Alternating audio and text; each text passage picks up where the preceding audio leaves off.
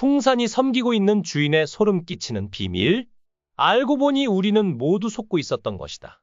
어두운 화면, 바람이 휘몰아치는 밤, 오래된 저택의 창문이 덜컹거린다. 카메라는 천천히 복도를 따라 움직이며 벽에 걸린 초상화들이 마치 살아있는 듯 관객을 노려본다. 배경음악은 낮고 불길한 현악기 소리로 긴장감을 고조시킨다. 화면 전원, 풍산. 눈이 보이지 않는 늙은 법사가 지팡이를 짚고 저택의 비밀스러운 지하실로 내려간다. 그의 손에는 오래된 두루마리가 쥐어져 있다. 지하실은 촛불로만 밝혀져 있고 벽에는 기묘한 부적과 핏자국이 얼룩져 있다. 주인님께서 말씀하셨다. 이 의식을 완성하면 모든 저주가 풀릴 거라고. 하지만 이 피냄새, 이 끔찍한 기운, 내가 무엇을 섬기고 있는 걸까? 갑작스럽게 문이 쾅 닫히며 촛불이 꺼진다. 어둠 속에서 속삭이는 소리가 들린다. 풍산, 넌 이미 내 손아귀에 있다. 카메라가 풍산의 겁에 질린 얼굴을 클로즈업한다. 화면은 과거로 돌아간다. 젊은 최원우가 화려한 옷을 입고 저택의 주인으로 군림한다. 그는 매력적이지만 눈빛은 차갑고 계산적이다. 그의 앞에는 여러 명의 사람들이 무릎을 꿇고 있다. 그들 중 한 명은 풍산의 젊은 시절 모습이다. 풍산, 너는 내 충실한 종이 될 것이다. 내 눈은 나를 위해 봉인되었고, 내 영혼은 내 의지를 따를 것이다. 이 저택의 비밀을 지켜라. 그리고 누구도 진실을 알게 해선 안 된다. 젊은 풍산은 떨면서도 고개를 끄덕인다. 화면에 그의 눈이 붉은 천으로 가려지는 장면이 삽입된다. 그 순간 비명 소리와 함께 화면이 새까맣게 변한다. 풍산은 지하실에서 두루마리를 펼친다. 두루마리에는 오래된 한자로 쓰인 주문과 함께 최원우의 이름이 적혀 있다. 하지만 그 아래에는 충격적인 문구가 있다. 최원우는 죽지 않는다. 그는 영혼을 저택에 묶었다. 이게 뭐지? 주인님께서 나를 속이셨나? 내가 섬긴 건 사람이 아니었다? 팔척귀는 단순한 원혼이 아니었다. 그는 생전 나라를 지키던 뛰어난 무관으로 무예가 출중한 장군이었다. 오늘 우리는 이 팔척귀의 정체를 낱낱이 파헤쳐보겠다. 코믹, 멜로, 액션이 모두 담긴 유일무이한 판타지 사극 드라마 귀궁이 지금 시작된다. 결투의 한복판, 강철은 왕 이정에게 빙의한 팔척귀의 놀라운 검술에 당황했다. 그의 칼날은 바람을 가르며 강철을 위협했고 그 압도적인 힘에 강철은 숨을 고를 틈조차 없었다. 결국 강철은 야광주를 꺼내들고 열의의 오방신장 독경과 함께 힘을 합쳤다. 야광주의 빛이 어둠을 찢으며 팔척귀를 몰아붙였고 마침내 그를 물리쳤다. 야광주는 단순한 보석이 아니다. 무속과 전설에 등장하는 용의 여의주로 어둠 속에서 스스로 빛을 내며 진리를 비추고 악을 물리치는 신비한 힘을 지녔다. 열의가 외친 오방신장의 독경은 동서남북과 중앙을 수호하는 신장들을 소환하여 사방의 기운을 정화하고 신령의 명을 받아 적을 굴복시키는 강력한 선언이다. 왕 이정에게 빙의한 팔척귀의 본 모습은 조선시대의 고위 무관을 떠올리게 했다. 그의 갑주에 새겨진 정교한 문양과 허리에 두른 화려한 띠는 무관의 신분과 권위를 상징했다. 특히 갑주의 요문은 위험과 용맹을 나타내는 상징으로 장군이나 고위 무관에게만 허락된 것이었다. 강철조차 놀란 팔척귀의 검술과 8척에 달하는 거대한 체구, 그리고 화려한 관복을 보건대 그는 병자호란 이후 청나라에 끌려가 10여 년간 포로 생활을 하다 조선으로 돌아왔으나 인조왕 시절 정치적 음모로 억울하게 죽임을 당한 한 인물을 떠올리게 한다. 한편 왕의 충직한 내관 상선은 오늘도 강철을 찾느라 동분서주한다. 강철 그 녀석, 이 귀한 몸을 이 지경으로 만들어 놓고 대체 어디 있는 거야? 상선은 턱이 빠질 지경으로 투덜거리며 궁궐을 헤맸다. 팔척귀의 정체가 드러난 지금 도성은 여전히 불안한 기운으로 가득하다.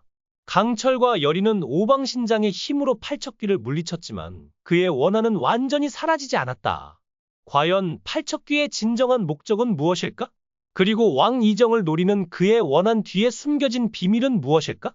이 모든 이야기는 귀궁의 다음 회차에서 펼쳐진다.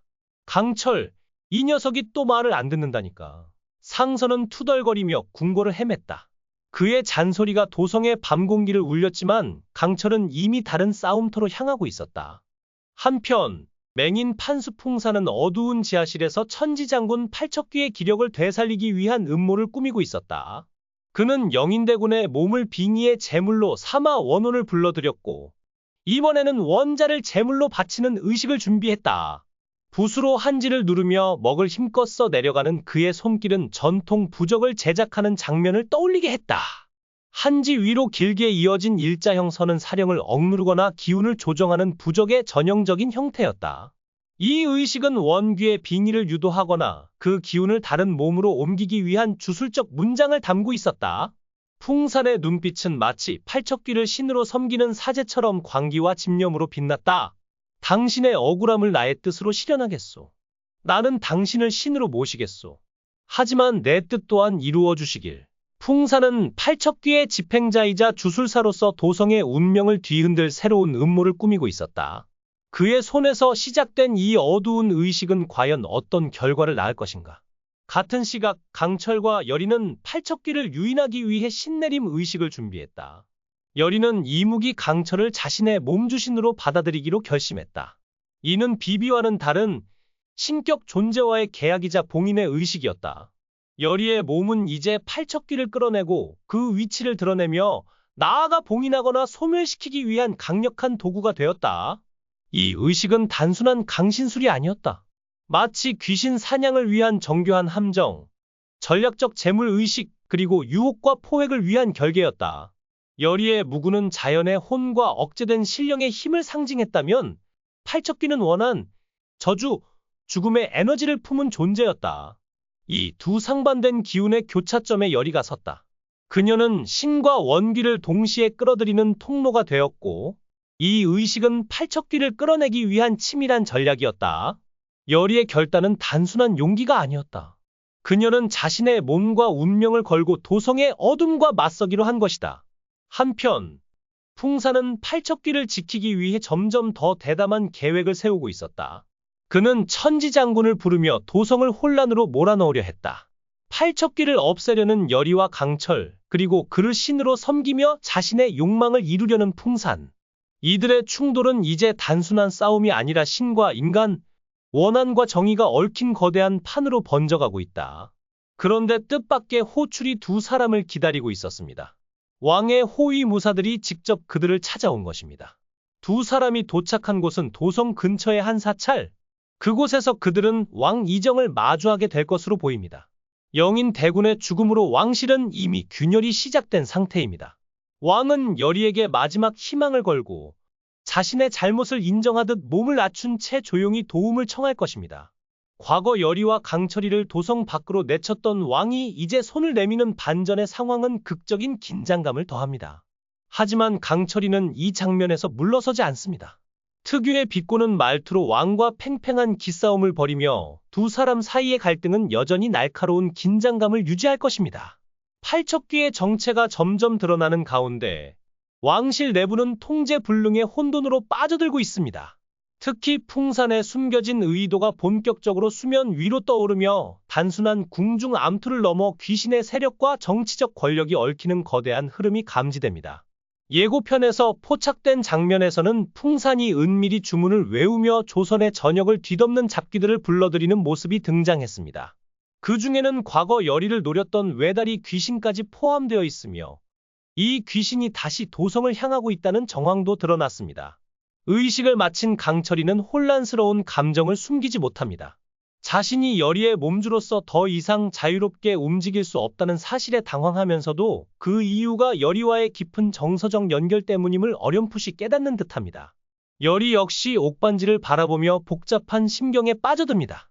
자신의 감정, 운명, 그리고 나라 전체를 뒤흔드는 이 거대한 판에서 어떤 결정을 내려야 할지 갈피를 잡지 못하는 모습입니다. 이 옥반지는 앞으로 여리가 어떤 선택을 하게 될지 결정짓는 작은 운명의 장치로 작용할지도 모릅니다. 다음 회차에서는 팔척귀가 직접 모습을 드러내거나 왕실 내부에 잠들어 있던 또 다른 비밀이 수면 위로 떠오를 가능성이 큽니다. 또한 풍산의 진정한 목적, 그가 왜 귀신들을 불러들이는지, 그 모든 판의 실체가 공개될지도 모릅니다. 여리와 강철이의 관계는 드라마 전체의 결말을 향한 본격적인 갈림길에 접어들 것입니다. 팔척귀, 왕실의 죄, 그리고 인간과 귀신에 얽힌 인연. 이제 귀궁은 단순한 귀신 이야기를 넘어 운명, 사랑, 복수의 정점을 향해 치닫고 있습니다.